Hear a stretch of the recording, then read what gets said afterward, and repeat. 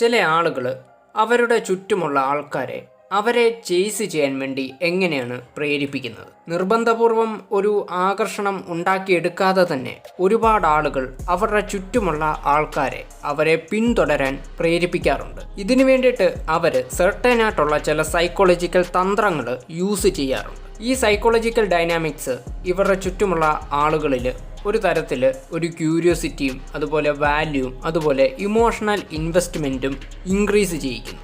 നിങ്ങളുമായി ബന്ധപ്പെട്ട ഈ 3 കാര്യങ്ങൾ നിങ്ങളുടെ ചുറ്റുമുള്ള ആൾക്കാരിൽ നിങ്ങൾക്ക് ഉണ്ടാക്കിയെടുക്കാൻ സാധിക്കുകയാണെങ്കിൽ തീർച്ചയായിട്ടും അവർക്ക് നിങ്ങളെ ചേസ് ചെയ്യാനുള്ള അല്ലെങ്കിൽ നിങ്ങളെ ഫോളോ ചെയ്യാനുള്ള ഒരു ചിന്ത ഉണ്ടാവുന്നതാണ്. നിങ്ങൾ കണ്ടിട്ടുണ്ടാവും, ഒരു റിലേഷൻഷിപ്പിൽ പലപ്പോഴും ഒരു പുരുഷൻ അവനെ ഉപേക്ഷിച്ചു പോകുന്ന സ്ത്രീയെ അവൻ ചേസ് ചെയ്തു പോകുന്നത്. ഇങ്ങനെ സംഭവിക്കാനുള്ള കാരണവും ഈ ഒരു സൈക്കോളജിക്കൽ ഡൈനാമിക്സ് തന്നെയാണ്. ഇനിയും ഇതിൽ ഉൾപ്പെടുത്തിയിരിക്കുന്ന കാര്യങ്ങൾ എന്തൊക്കെയാണെന്നുള്ളത് നമുക്ക് പോയിന്റായിട്ട് തന്നെ ചെക്ക് ചെയ്യാം. ഈ വീഡിയോ നിങ്ങൾക്ക് ഇഷ്ടപ്പെടുകയാണെങ്കിൽ, ഉപകാരപ്പെട്ടു എന്ന് തോന്നുകയാണെങ്കിൽ തീർച്ചയായിട്ടും നിങ്ങളൊന്ന് ലൈക്ക് ചെയ്യുക. സാധിക്കുമെങ്കിൽ ഈ വീഡിയോ ആർക്കെങ്കിലും ഒന്ന് ഷെയർ ചെയ്യുക. ഇത്തരം വീഡിയോസ് കാണാൻ ആഗ്രഹമുള്ള ഒരാളാണ് നിങ്ങളെങ്കിൽ തീർച്ചയായിട്ടും ഈ ചാനൽ ഇപ്പോൾ തന്നെ സബ്സ്ക്രൈബ് ചെയ്യുക. കൂട്ടത്തിൽ ബെൽ ബട്ടൺ കൂടെ എനേബിൾ ചെയ്യുക.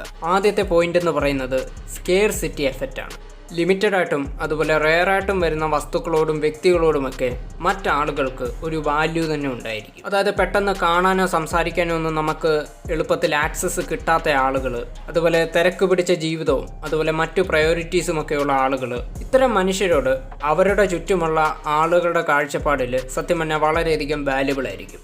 അതുകൊണ്ട് തന്നെ പലപ്പോഴും ഇത്തരക്കാരെ അവരുടെ ചുറ്റുമുള്ള ആളുകൾ ചേസ് ചെയ്യുകയും ചെയ്യും. ചുറ്റുമുള്ള ആളുകൾ അവരുടെ സമയവും അറ്റൻഷനും എല്ലാം തന്നെ ഇത്തരക്കാരുമായിട്ട് ചെലവഴിക്കാൻ മത്സരിക്കും. രണ്ടാമത്തെ പോയിന്റ് മിസ്റ്ററിയും ക്യൂരിയോസിറ്റിയും അഥവാ നിഗൂഢതയും അതുപോലെ ജിജ്ഞാസയും. എല്ലാ മനുഷ്യരും നാച്ചുറലി ക്യൂരിയസ് ആണ് അഥവാ ജിജ്ഞാസയുള്ളവരാണ്. നിങ്ങളുടെ ചുറ്റും നിൽക്കുന്ന ആളുകളോട് നിങ്ങളുമായിട്ട് ബന്ധപ്പെട്ട എല്ലാ കാര്യവും നിങ്ങൾ റിവീൽ ചെയ്യാതിരിക്കുമ്പോൾ അതെന്താണെന്നറിയാനുള്ള ഒരാഗ്രഹം ആ ചുറ്റുമുള്ള ആളുകൾക്ക് ഉണ്ടാകും. നിഗൂഢതകൾ പരിഹരിക്കാൻ വേണ്ടിയിട്ടാണ് നമ്മുടെ തലച്ചോറ് വികസിക്കപ്പെട്ടിരിക്കുന്നത്. അതുകൊണ്ടാണ് മറ്റൊരാൾ പറയാത്ത കാര്യം അതെന്താണെന്നറിയാനുള്ള ഒരു ജിജ്ഞാസ നമ്മുടെ ഉള്ളിൽ ഉണ്ടാകുന്നത്. ഇത് ആ വ്യക്തിയെ ചേസ് ചെയ്യാനും നമ്മളെ പ്രേരിപ്പിക്കും. മൂന്നാമത്തെ കാര്യം ഇമോഷണലി റിവാർഡിങ് പാറ്റേൺ ആണ്. അതായത് നിങ്ങളൊരു വ്യക്തിക്ക് ഒക്കേഷണലി അഥവാ വല്ലപ്പോഴും മാത്രം ഒരാൾക്ക് ഇമോഷണലി റിവാർഡ് കൊടുക്കുകയാണെങ്കിൽ അത് ആ വ്യക്തിയെ ഇമോഷണലി ഹൈ ആക്കും.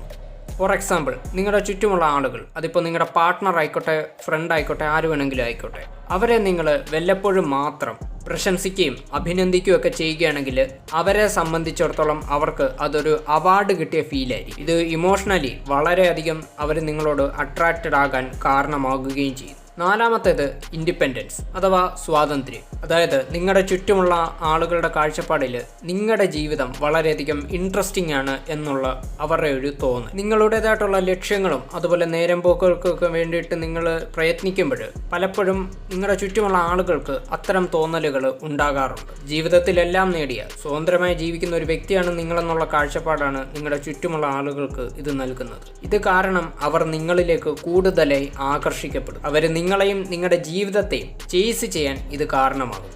മറ്റുള്ളവർ ചേസ് ചെയ്യാൻ വേണ്ടി ചില ആളുകൾ യൂസ് ചെയ്യുന്ന സൈക്കോളജിക്കൽ ഡൈനാമിക്സിലെ ചില ട്രിക്സിനെ പറ്റിയാണ് ഇത്രയും നേരം നമ്മൾ സംസാരിച്ചത്. അപ്പോൾ വീഡിയോയുടെ ജസ്റ്റ് വൈൻഡപ്പ് ചെയ്യുകയാണ്. മറ്റൊരു ടോപ്പിക്കുമായി ബന്ധപ്പെട്ട് നമുക്ക് വീണ്ടും കാണാം. Signing out.